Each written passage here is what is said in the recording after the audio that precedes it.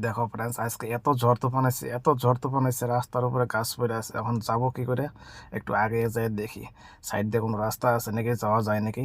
তো আমি গেছিলাম আজকে গোসাইগাঁওতে, ফেরার পথে ভাড়াগুড়ি পার হইয়া আংটিহারা পাওয়ার আগে এই ঘটনা, রাস্তা ব্লক। যাওয়া যাবো না সাইড দিয়া? হ্যাঁ, যাওয়া যাবো সাইড দিয়া।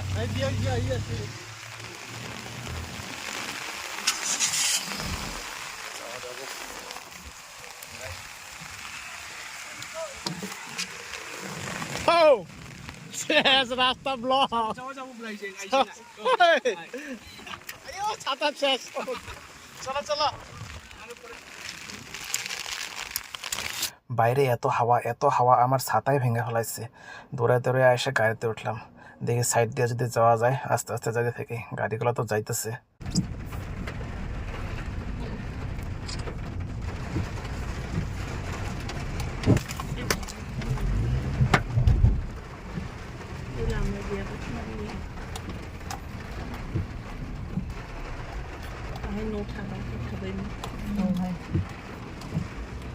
যাবো না না রে আমার গাড়িটা।